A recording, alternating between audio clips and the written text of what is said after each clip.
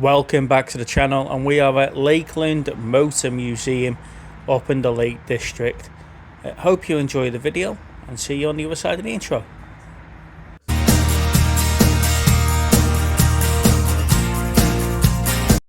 Yep, so we're at Lakeland Motor Museum in the Lake District, and it cost us £12 an adult to get in, so it's £24.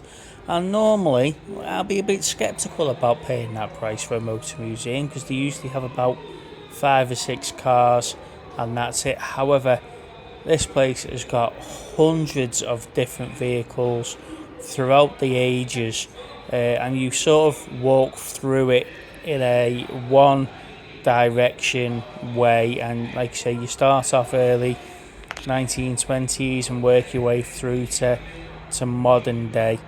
So I'm not going to put any backing music on this video. I'm going to let you just enjoy it and pick up some of the sounds and some of the display sounds that they were piping through the museum, depending on what time in your timeline you were in. Enjoy the video and I'll see you soon. Bye bye.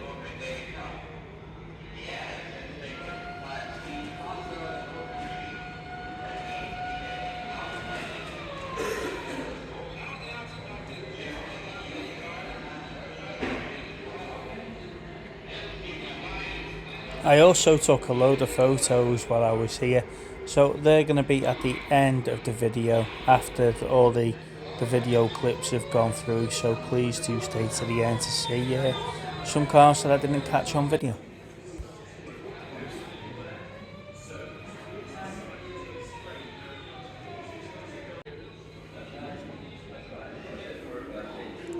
I really want one of these bubble cars. Aren't they just the cutest little things ever? They were immaculate and I just loved them. This 1990 Mini Cooper has never been registered and it's only got 8 miles on the clock.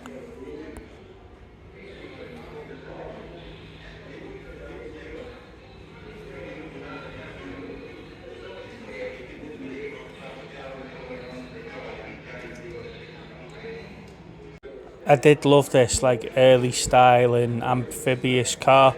I wondered why it was so high up on the ground at first, and then I realised when you started reading the article about it, it's actually a boat.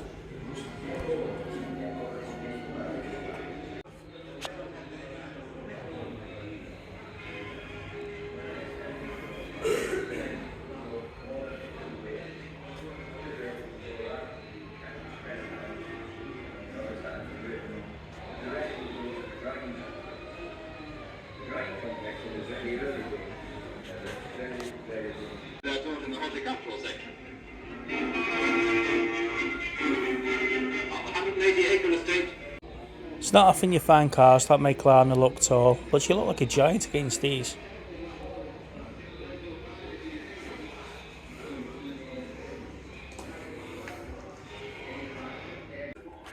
So in a minute you'll see there's an old Volvo, the green one, and there's an old Ford, I think it's a Cortina. And I was reading the story about the Ford. A guy bought it brand new back in the 80s possibly, I'm not sure what reg it is, 70s. And he had it from new, and when he died at 94 years old, his widow donated it to the museum so that other people could love it and enjoy it like he did, which I thought was really sweet. And it makes me quite happy to spend my money in places like this, you know, putting the money towards keeping it going. At £12 I would have been disappointed if there wasn't much here, but with the amount that we got to see and how well it was made and, you know, all these things on the walls, you think how much everything would be worth. I'm happy to spend £12 to have a look around somewhere like this. But yeah, look how nice he's kept it. Really? And this is the Volvo that I was talking about. That was pretty cool.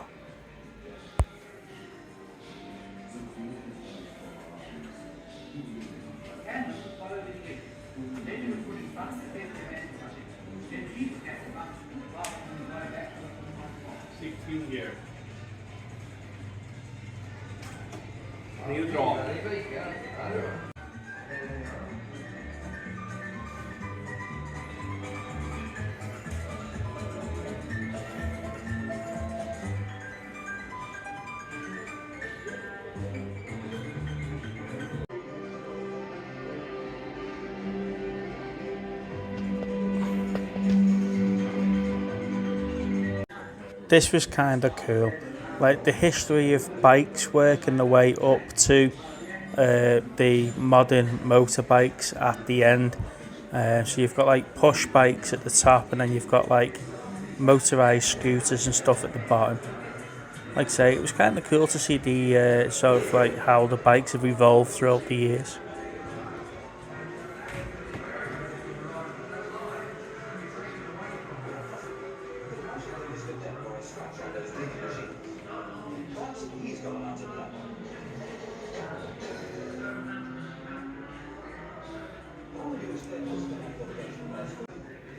I never thought in my life I would see a collection of little pedal cars like this. I really want one. My favourite is that blue one at the bottom. How cool are these? Unfortunately, there wasn't one that looked like Brum from the kids program when we were growing up.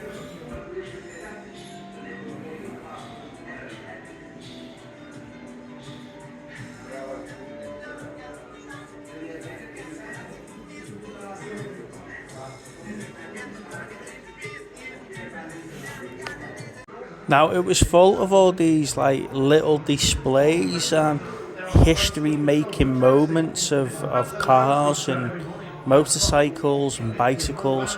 And as I said, it was just brilliant just getting around and reading some of the information on the walls. It's definitely a place worth visiting.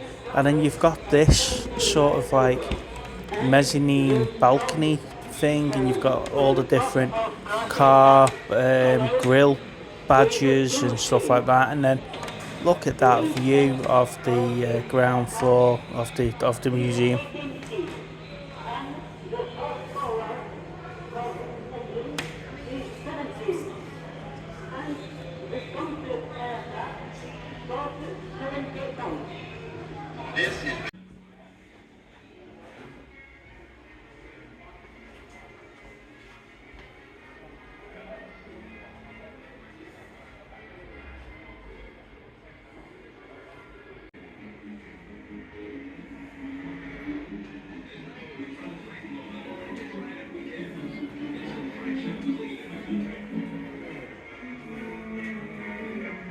The level of detail that they've got into for these like garage sort of displays for these cars is absolutely amazing. It makes you feel like you were in that time of age where the cars were about.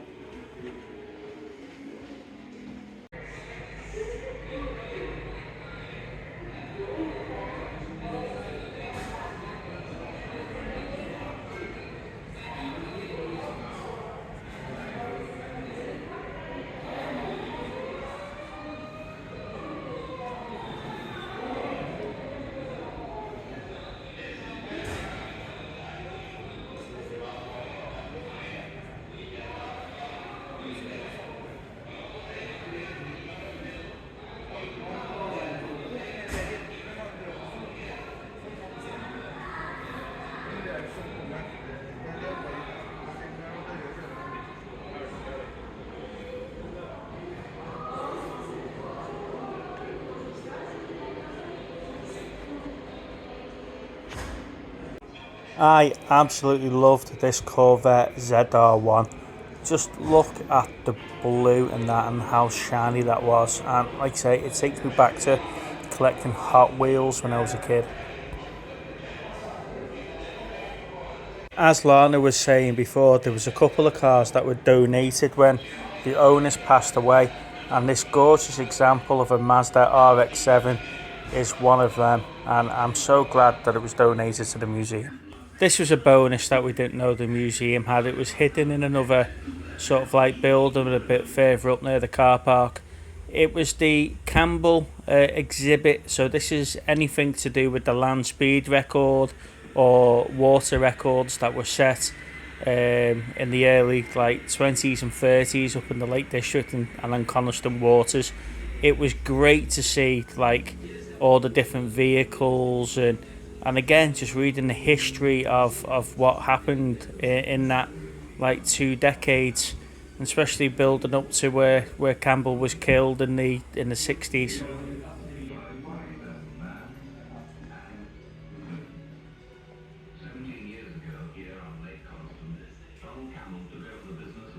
record-breaking from his father. He's back to make Bluebird's only been on the water once, and in that short time, Bluebird's jet engine is badly damaged. Sorry, I can't buy this Campbell disaster, bad luck, what have you. There is no form of advanced engineering, no form of record-breaking where you get it smooth. It just doesn't happen. It wouldn't be record-breaking if it did happen that way. Records are broken every week. World's records today are broken, but there are some of them. This is probably one of the reasons why you don't get away with this. This damaged jet engine can be replaced.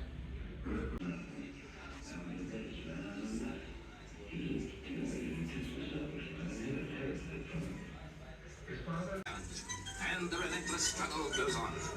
Entrants come from universities and colleges all over the country, and it's a do-or-die competition.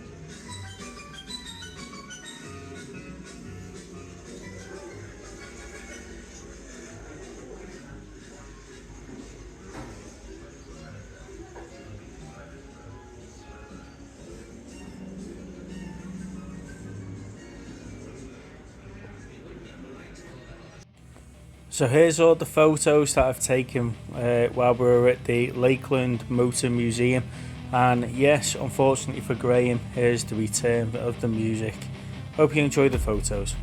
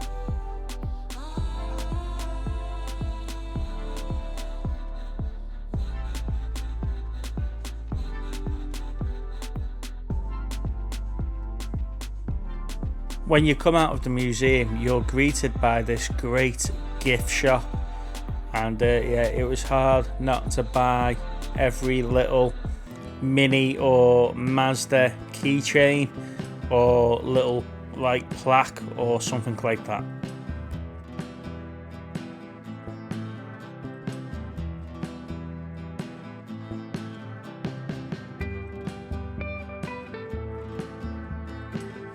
So I hope you've enjoyed the video and this has helped you decide if it's somewhere you would like to visit as well. Thanks for watching and we'll see you in the next one.